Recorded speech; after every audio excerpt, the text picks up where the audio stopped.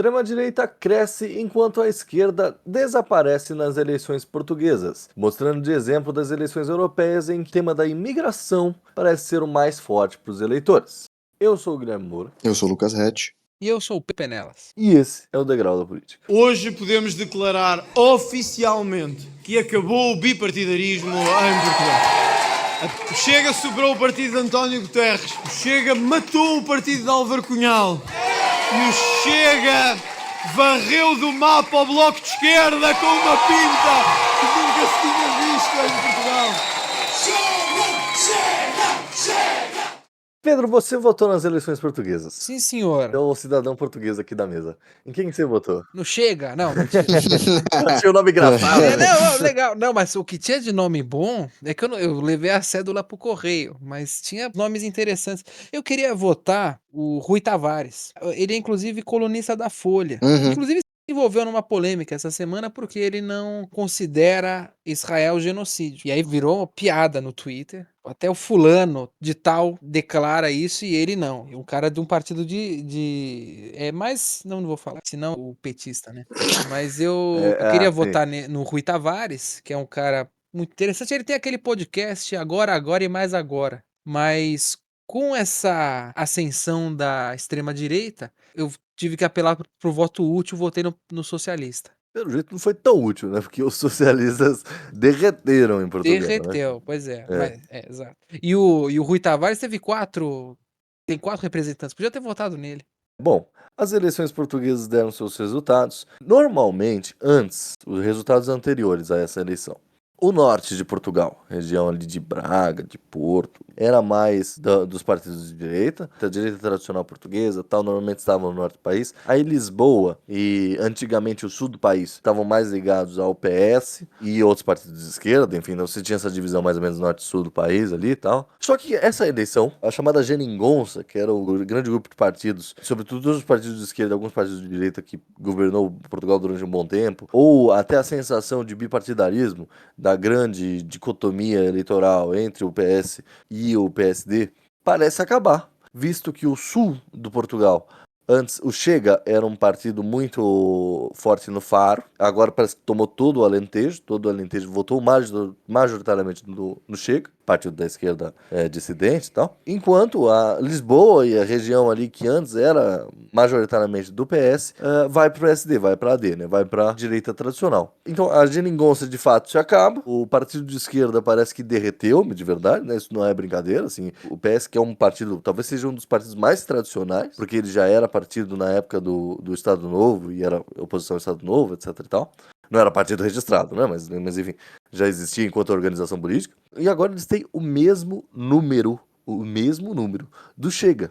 O Chega não tem tirado, e isso foi uma leitura interessante, o Chega não tem tirado eleitores da direita, eleitores da AD. Os eleitores do PS é que têm migrado para a AD, enquanto outros eleitores que acabam indo para o Chega, né? Então a gente vê, e isso é uma das coisas que eu tava até revendo, eu li um livro no ano passado do Cas Mudde, que é extrema-direita hoje, ele é um cientista político holandês, e ele vai fazer um livro bem didático, assim, não é um livro que vai ter debates muito técnicos em termos de política na Europa, principalmente essa direita alternativa, que ele vai dividir entre direita radical populista e ultradireita. E uma das questões é que a extrema-direita, para ele, tem sido cada vez mais bem sucedida na definição da agenda, né? E aí ele vai colocar a questão da imigração como a principal agenda da extrema-direita na Europa no século XXI. E eu acho que isso chega a Portugal, né? A gente falava de Portugal quando a gente falava da geringonça, até se diferenciando desse impacto que, por exemplo, a França já sentia em relação à imigração, né? O partido da Le Pen, o Reagrupamento Nacional, ele já era um partido que se pautava por questão de imigração desde o final dos anos 90, né? Desde que o pai da Le Pen estava à frente. A mesma coisa vai se valer até pela alternativa para a Alemanha, que é um pouco mais recente, mas já tem uma capilaridade eleitoral dentro do território alemão até mais antiga do que Portugal chega. A mesma coisa vai para o Liga Nord na Itália, que depois até foi substituído. É Fratello d'Italia, o partido da Meloni? Fratello d'Italia? Irmãos da Itália? Acho que é isso. Exato. Exato. São partidos que já têm apresentado a questão migratória como central, né? A questão da imigração como uma agenda que é pautada pela extrema-direita, e aí isso entra um pouco na seção como afeta o Grêmio, né? Porque parte dessa imigração que vai mobilizar eleitores que antes votavam na Aliança Democrática a votarem no Chega são justamente os imigrantes brasileiros. O número de imigrantes brasileiros que passou a residir em Portugal aumentou substancialmente, já é a segunda maior colônia de brasileiros residindo fora, perdendo apenas para os Estados Unidos, mas em termos populacionais o impacto é muito maior em Portugal, porque Portugal é um país de 10 milhões de habitantes contra os Estados Unidos que é, sei lá, 300 milhões. Então, essas manifestações, essa questão até de xenofobia contra brasileiros residindo em Portugal, brasileiros pedindo cidadania para que vivessem, enfim, tem um impacto direto nesse crescimento do Chega, né? Essa ideia da imigração está desenfreada no cenário europeu e no contexto português ganhou mais tração nos últimos meses e nos últimos anos, mostra essa capacidade que a extrema-direita tem de pautar as agendas hoje em dia, né? Assim, a gente discute muito política em termos do que a extrema-direita pauta mesmo, que para se posicionar contrariamente, né? Entendendo isso, né? A gente falou, inclusive, acho que a gente só comentou por cima, uns programas atrás, né? Mas o governo português estava aumentando as restrições para pessoas africanas e brasileiras, sobretudo, A Itália fez a mesma coisa, né? Com cidadania. com cidadania, mas Portugal estava realmente pegando quem está ilegal vai ser mandado embora do país. Tal. Então o governo já meio que eleitoralmente se antecipou, né? Entendeu que a questão da imigração é caça para muitos eleitores e olha, ou a gente se adapta a essa demanda eleitoral, não vamos perder pro Chega. Mas o Chega, ele conseguiu romper a barreira que o Vox não está conseguindo na Espanha. Tem sido mais poderoso. Agora, eu fiquei vendo, achava engraçado, assim, durante essa semana de campanha em Portugal, o candidato do Chega passou mal umas 3 vezes, né? Foi, teve atacardia. Eu não sei, será que isso não dá voto? Isso daria voto aqui, cara. Então eu imagino que o eleitor médio português não deve ser tão diferente do eleitor médio brasileiro. Pode ser. Mas sabe uma coisa? Você citando o Vox, e é verdade, assim, o Chega tá disputando 3 pleitos só eleitorais. No primeiro teve, sei lá, uns 10 nomes, aí depois cresceu um pouco mais, e agora tá com o mesmo número do PS, tá? E assim, tomou conta do debate público português, né? E sabe o que eu acho que pega?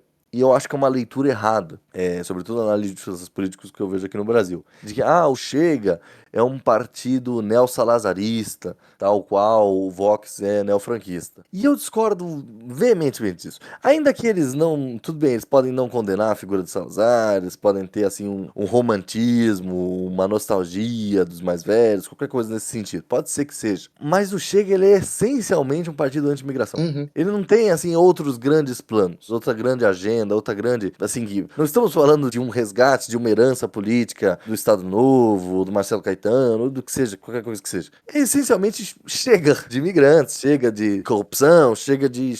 Melhor estilo português, né? Isso, Chega. isso. Só isso. Chega. Não é alternativa para a Alemanha. Chega. Chega, exatamente. Eles não têm um grande plano, um grande, assim, que aí o eleitor pode... não, eu gosto do Chega quando eles falam em tal coisa, mas eu discordo na educação. Eu discordo, não sei o quê. O partido, ele tem uma única via para o eleitor, que é Chega de imigração. Os imigrantes fazem mal. Eu acho que é isso, porque eles têm uma pauta menor, assim. O Vox, de fato, é um partido franquista, assim. O que pode assustar muita gente. Ou, às vezes, o eleitor vê uma questão econômica, uma questão educacional, uma questão aqui e ali que ele não concorda muito bem, tal. O Chega não tem essas coisas. O debate do Chega não entra aí. Se pegar o exemplo do Reform UK, só fala de questão imigratória, de quem pode entrar no Reino Unido, questões nacionais, assim, étnicas, etc. E vem ganhando muito espaço, né? O Partido Conservador minguou, assim como o Partido Socialista minguou em Portugal, o Partido Conservador minguou no Reino Unido. E o primeiro-ministro inglês falou de questões de imigração, né? Tá endurecendo as leis de imigração também, já avisando que, olha, essa é uma pauta. Essa é uma pauta. Eu acho que entra também a questão, e aí você trouxe o Reino Unido, e a gente pode até expandir essa discussão para as outras eleições que tiveram na Europa, Romênia, Polônia, e abarcando mais essa questão migratória na Europa, de que a questão da imigração ganhou uma centralidade aí nas últimas décadas, e principalmente nos últimos anos, e assim, é uma dissolução de uma ideia de uma Europa que se entendia ali com um trânsito mais livre, não só entre europeus, mas que isso se estenderia, a política de portas abertas da Angela Merkel, por exemplo, é é um exemplo ilustrativo disso, até outros países, né? A Europa como um lugar de acolhimento, em algum nível de solidariedade com nações que estavam enfrentando cenários catastróficos. E aí a gente vai ver esse crescimento de movimento antimigratório e a gente vai prestar atenção em algumas coisas que são interessantes de serem posicionadas. Você falou do Reino Unido e como existe essa estratégia de fato de incorporação de algumas dessas pautas da extrema-direita, dessa agenda da extrema-direita, em partidos tradicionais, sejam eles de esquerda ou da direita tradicional, liberais ou conservadores, né? Mas existe sempre o limite de quanto essa incorporação pode ser feita a ponto de você não se tornar um partido de direita alternativa, né? A gente tem o exemplo do Partido Republicano nos Estados Unidos, quer dizer, depois da derrota do Mitt Romney lá pro Obama, muito se discutiu que o Partido Republicano precisava incorporar novas pautas para se chegar mais competitivo em 2016. E de fato fez, mas hoje ele é um partido trumpista. Então, assim, ele era um partido de direita tradicional, um partido conservador, na sua acepção mais literal do termo, e hoje ele é um partido de direita alternativa. Ele deixou de ser o paradoxo do barco de Teseu, entendeu? Quantas peças você pode trocar e continuar sendo o que você era antes? Quer dizer, se você vai incorporar essa agenda da direita alternativa, dessa extrema-direita, em algum momento você se torna um partido de extrema-direita, né?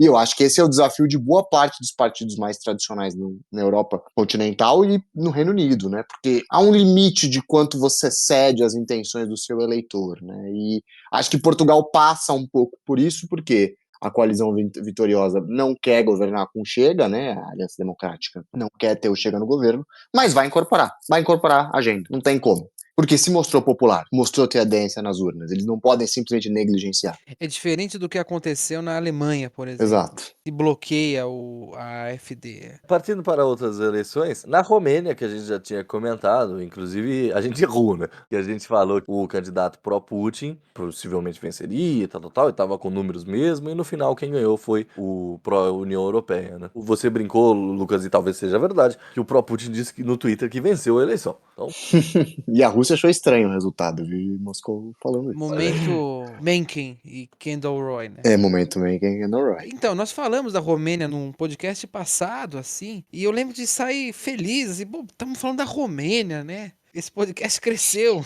E no fim, a gente não sabe o que fala. Ficou mostrado. a gente pode errar, não é ciência exata isso aqui, né?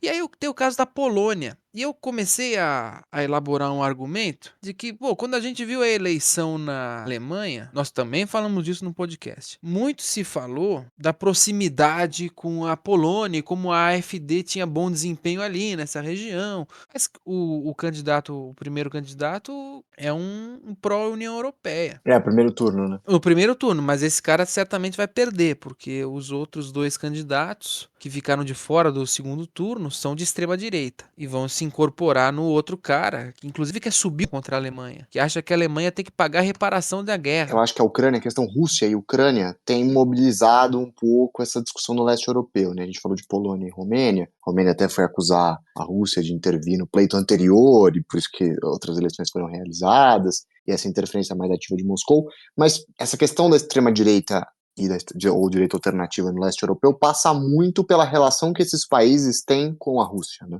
Muitos desses países têm um sentimento anti-russo muito forte, né? Até por todo o passado do Império Russo, União Soviética, tal. Então, eu acho que existe uma configuração, esses partidos muitas vezes vão ter agendas comuns com a extrema-direita na Europa Central, né? Mas existe essa posição de distanciamento ou proximidade de Moscou, o que isola um pouco o Putin, ou mantém o isolamento, o resultado na Romênia, né?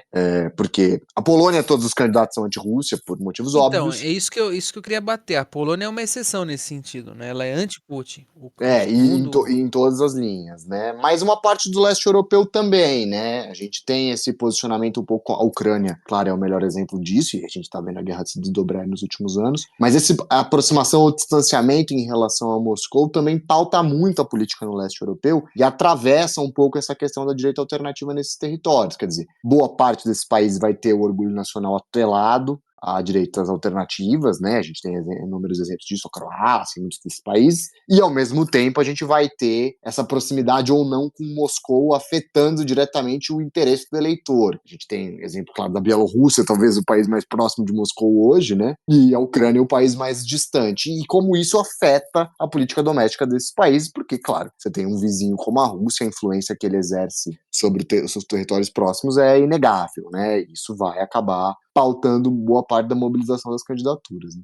Agora, esse resultado da Romênia eu achei interessante, porque pode ser um efeito Trump num cenário indefinido na Europa. Ele, inclusive, está prometendo para essa semana imposição de mais tarifas comerciais. E aí eu fiquei pensando que, ao contrário de toda a Europa Central, por isso a gente entende a Alemanha, a França, Holanda e por aí vai, o leste europeu, a Europa de lá, adoro esse conceito, não tem esse mesmo caráter de união, ali é um. E não tem o poder de barganha da Europa Central. Então acabaram tomando uma decisão estável. A gente sabe com quem que a gente está lidando, não vamos votar no candidato pró-Putin, porque é um cenário ainda mais indefinido. Então eu achei que a Romênia optou por essa decisão estável. É claro que o candidato pro Putin foi bem. Ele perdeu, mas ele foi bem. Conseguiu bastante voto, etc e tal. Só que eu acho que o discurso muito eurocético na Romênia não cola muito. E talvez aí entre outros países novos da União Europeia, como a Bulgária ou a Croácia, e tal, porque esses países recebem muito da União Europeia, eles recebem muito mais. Investimento europeu nesses países é muito grande. E você tem muitas pessoas, e isso vale muito para a Romênia, de romenos que foram morar em outros países, como na Alemanha, tal, na França, Uhum. e que tem seus laços familiares ainda na Romênia. Então, eu acho que acaba pegando isso, né? O discurso anti-Europa, eurocético, etc., é mais fraco em lugares que a dependência da União Europeia é maior. E a gente também mencionou que esses partidos de direita alternativa na Europa mudaram um pouco o tom do euroceticismo depois do Brexit, né, em 2016. Acho que ali é o auge de uma ideia de que esses partidos à época defendiam de fato, saída do bloco europeu, né. Hoje já parece um movimento mais Europa, menos Bruxelas, né, mas não necessariamente sair do bloco europeu. Quer dizer, eu quero respeitar as minhas autonomias regionais, mas ainda fazer parte do bloco, redirecionar o bloco internamente e não sair, tentar formar uma política a partir da saída, né? Como foi o caso do Reino Unido. E é o que a gente sempre que tem programa europeu, a gente fala do caso da Giorgia Meloni, de como ela vem de um grupo eurocético, mas quando vira chefe italiana, Exato. estamos muito bem na União Europeia. Exato, exato. Eu acho que hoje os partidos de direita alternativa da Europa já não enxergam um futuro fora da União Europeia. Talvez eles enxerguem uma nova União Europeia, né? E quais são os termos e como essas agendas podem ser pautadas, a gente está vendo um pouco nos expressivos resultados que eles têm conquistado em eleições domésticas e nas eleições do Parlamento Europeu, né? Sempre bom lembrar que as últimas eleições francesas aí que o Macron dissolveu o parlamento são motivadas porque o partido da Le Pen foi muito bem no Congresso Europeu, nas eleições para o Congresso Europeu, né? Então mostra um crescimento substancial, mesmo que com margem diferente de país para país, desse sentimento anti-imigração que a direita alternativa consegue produzir em todos esses países, né, na Europa.